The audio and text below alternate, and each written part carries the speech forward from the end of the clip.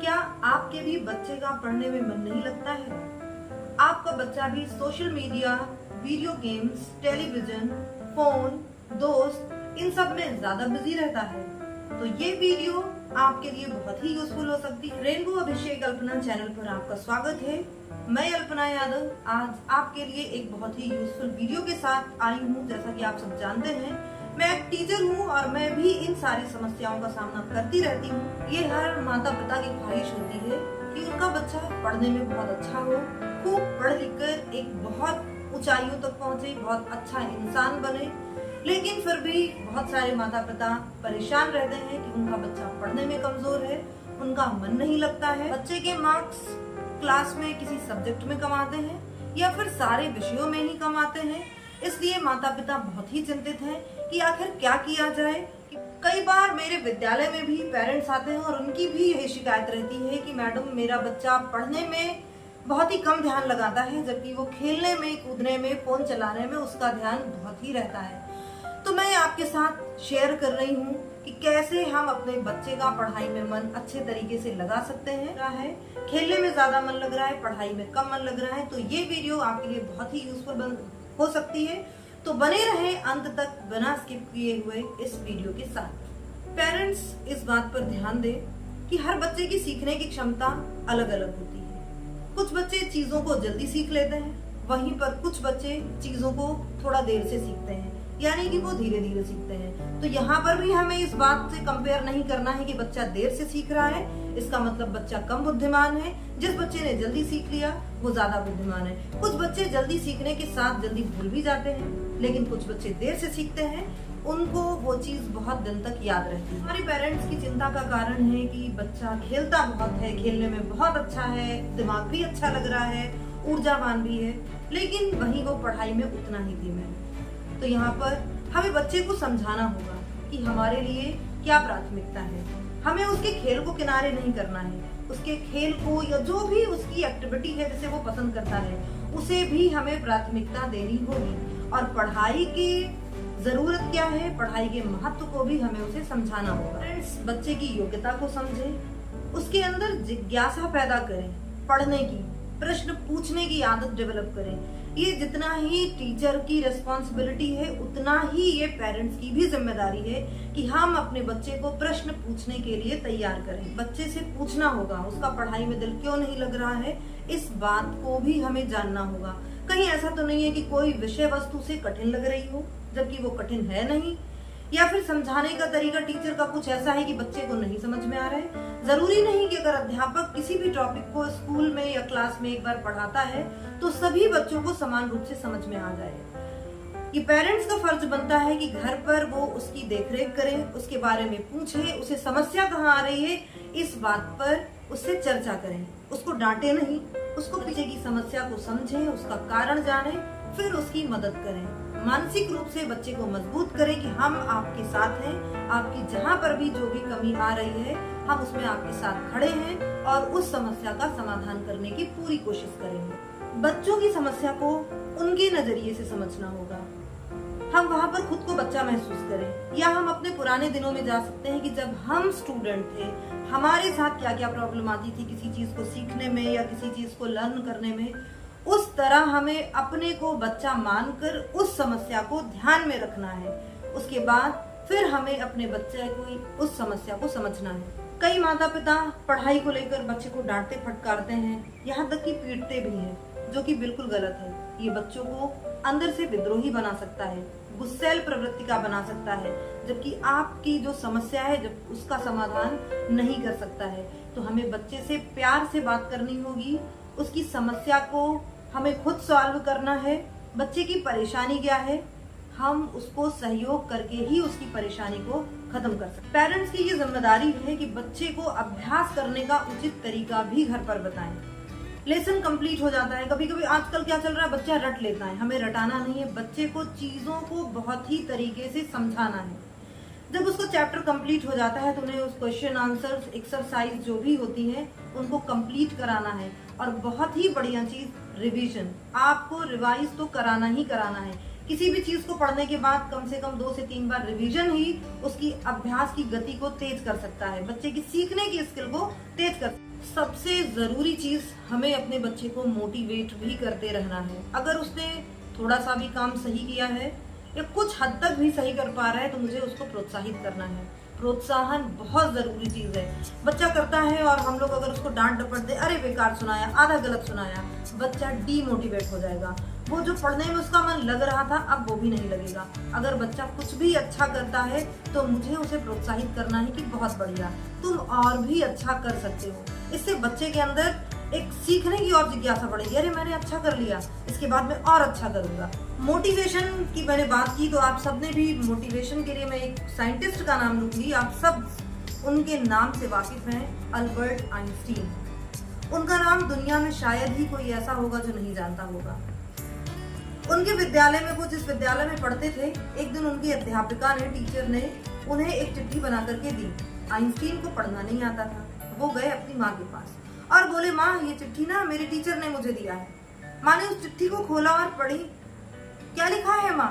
तो माँ ने बोला कि बेटा इसमें लिखा है कि तुम पढ़ने में बहुत होशियार हो और ये विद्यालय अब आपकी जरूरतों को पूरा नहीं कर सकता है, इसलिए अब आपको किसी और अच्छे विद्यालय में जाना होगा।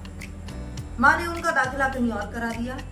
आइंस्टीन बहुत बड़े वैज्ञानिक बन गए तो करीब 20-25 साल बाद वापस कुछ खोज रहे थे तो उन्हें वो चिट्ठी मिली और इस समय अब उनकी माँ इस दुनिया में नहीं है। चिट्ठी में लिखा होता है कि ये बालक मंद बुद्धि का है, आप अपने बालक को कहीं और पढ़ाएं, इस विद्यालय में आपके बालक के लिए जगह नहीं। 25 सालों के बाद जब आइंस्टीन ने उसी पर्चे को देखा जिस पर लिखा हुआ था कि ये बालक मंद बुद्धि का है, इसे इस विद्यालय में अब जगह नहीं है, यहाँ पर एक बात गौर करने वाली है, एक माँ के प्रोत्साहन की बात।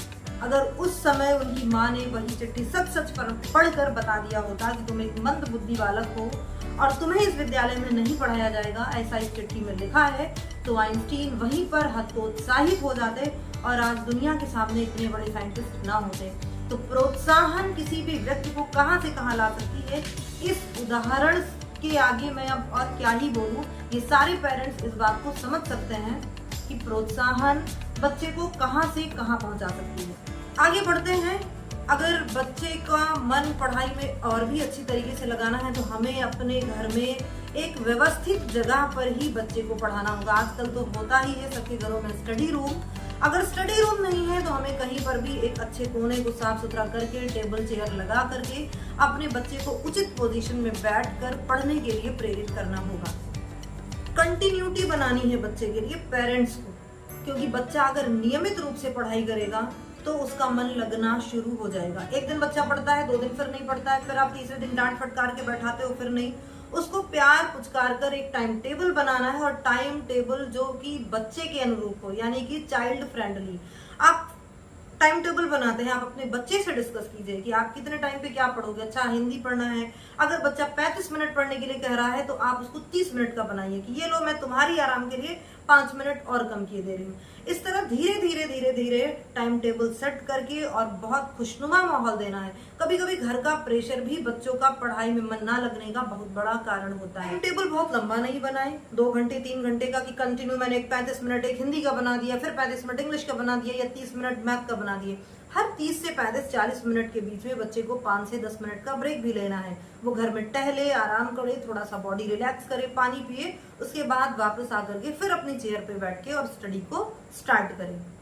पेरेंट्स बच्चों के खान पान पर बहुत ध्यान दें, क्योंकि आजकल हमारे मार्केट में बहुत सारी चीजें ऐसी मिल रही हैं, ऐसे जंक फूड मिल रहे हैं जिनका बच्चों की हेल्थ पे असर पड़ता है। और आप जानते हैं हेल्थ इज वेल्थ, इसलिए अगर बच्चे की हेल्थ अच्छी रहेगी तो उसका पढ़ाई में मन बहुत ही अच्छा लगेगा।